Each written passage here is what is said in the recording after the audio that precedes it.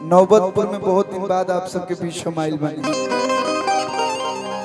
जितना लोग भी उपस्थित बानी सब लोग के सादर प्रणाम बा, गोड़ छू के गोड़ लगाता नहीं। आप लोग इतना आशीर्वाद पहले ही ताली बजा के दे देवे लोग के हम दोबारा ना कहें, लेकिन फिर भी बहुत बहुत धन्यवाद। माई बहन चाची लोग भी उपस्थित बा लोग। आज हमने के शुभ तिलक में उपस्थित भइल बानी जा। मुखिया जी के चेयर तो लोग हो बैठा हुआ लोग मुखिया जी के। अच्छा मुखिया जी खड़ा रहे, हमेशा सबके लिए खड़े रहते हैं। आई कोनो भी शुभ कार्य की शुरुआत होला तो हमने के हिंदू धर्म में सबसे पहले भगवान की याद कल जाला। तो एगो गणेश भगवान के हम गीत गाई। एक बाद हमने के बीच में इतनी प्यारी एक्ट्रेस आस्था सिंह जी उपस्थित है। खास डिमांड बा मुखिया जी के पहले इंटरव्यू रोवे साथे होके तो हम नहीं है कि ना एगो हमरा के गा लेबे दी।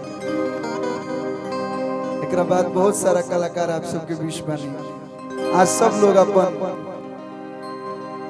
प्रस्तुति दी। गोलू भैया आई सबसे पहले वो भगवान के भजन सुनले बाद में देखल हूँ बाद में कि करोड़ों देवी देवता बानी, लेकिन सबसे पहले उन्हें के पूजा जाला गौरी पुत्र गणेश।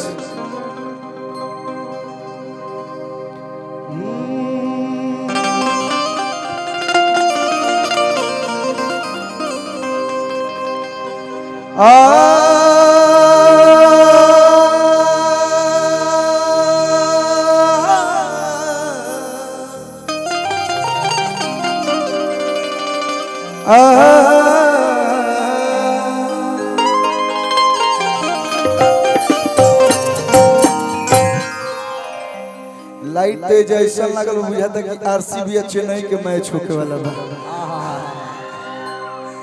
हेने लाइट लगावे के चाहिए तो बता ना, दूर दूर लाइट लागल बा कि लोग लौकते नहीं के हमरा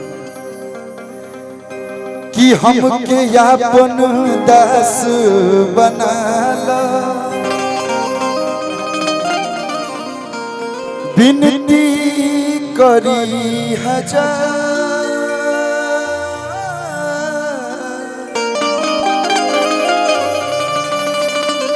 तोहरे चरण के धूल से प्रभु जी बनी तकदीर हमार।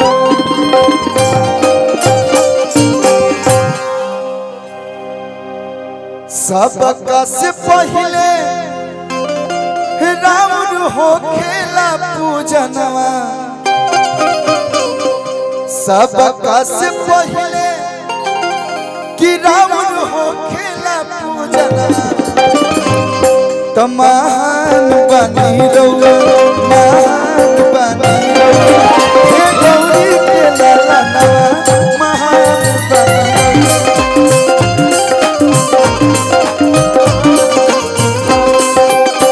सबका से पहले राम हो खेला पूजना। सबका से पहले रावण हो खेला पूजन। महान बनी रहुआ महान बनी रहुआ हे भोले के लाला नवा महान बनी रहुआ।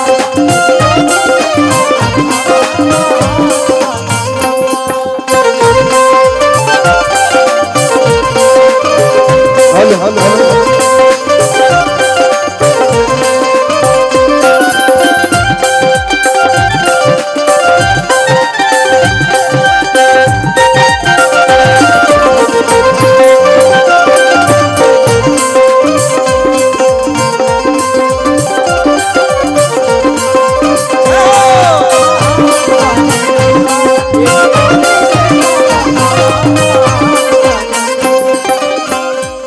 कोनो भी शुभ कार्य अगर हिंदू धर्म में के होला तो सबसे पहले गणेश भगवान की ही पूजा होला।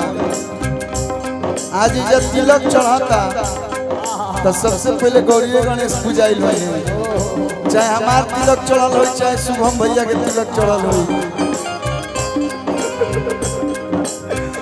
आज तो बचबा ना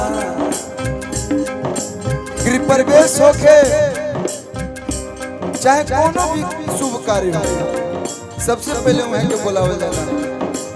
सबका से पहले राउर हो खेला पूजना।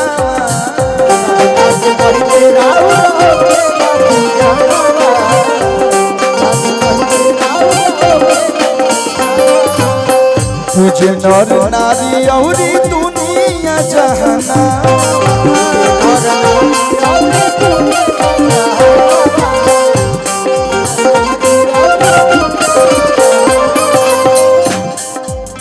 विघ्न हरिला सब जानेला जहाना विघ्न हरिला सब जानेला जहाना महान बनी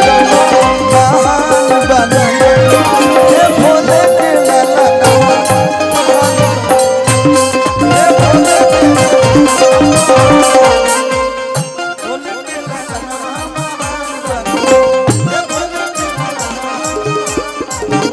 हे भोले के